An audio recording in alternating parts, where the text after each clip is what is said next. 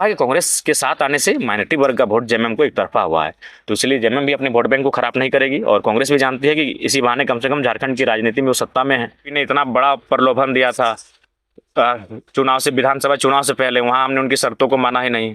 BJP सत्ता में आने से रुक गई, इसके कई कारण रहे, उसमें एक कारण यह भी रहा। इस बार राज्यसभा का चुनाव हुआ और एनडीए की जीत हुई और एक तरफ जेएमएम की जीत हुई, लेकिन बीच में कांग्रेस जो है वो नुकसान में रही। कुछ लोग सोशल मीडिया पे आपके खिलाफ भी कमेंट कर रहे हैं, कुछ पक्ष में कमेंट कर रहे हैं।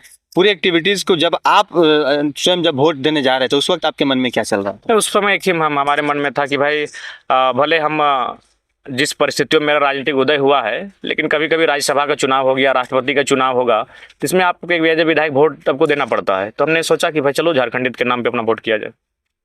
मन में यही था कि झारखंडियत के नाम पे? हाँ, भले उनसे मेरा वैचारिक मतभेद हो या फिर जो भी हो, जब पहला वोट का उपयोग कर रहे हैं तो किया जाए।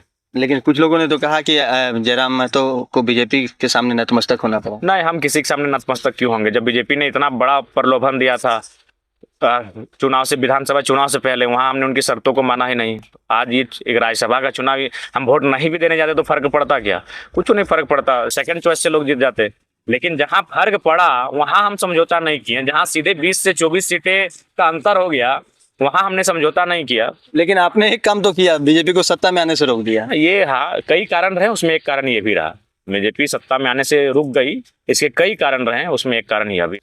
वर्तमान में जो जिस तरह से तल्खी बढ़ी है इन दोनों, खास करके राजद, कांग्रेस और जेएमएम के बीच में, माले के ऊपर वो लोग कटाक्ष कर रहे हैं, क्या लगता है कि सरकार में अस्थिरता आ सकती है? कुछ नया होने वाला है? सरकार में जो दो बड़े दल हैं, जेएमएम और कांग्रेस, वो काफी सूझबूझ के साथ सरकार को चला रहे हैं।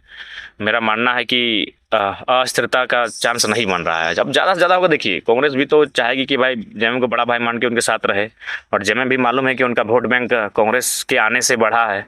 माइनॉरिटी वोट सीधा एक तरफा उनका हो गया है, जबकि इससे पहले माइनॉरिटी वोट उनका नहीं था जेएमएम का। यहीं देखिए हमारे टुंडी में भले मथुरा महतो लड़ते थे, डुमरी में जगन्नाथ महतो लड़ते थे, उनके अलावा भी चाहे उधर बैरिस्टर साहब की पार्टी से कोई लड़ता था तो 25,000 वोट लेकर आता था। इधर डॉक्टर साहब सबा अहमद जी लड़ते थे, वो भी 25,000 वोट लेकर आते थे। तो वो वोट किनका था? माइनॉरिटी वर्ग का था। बिल्कुल।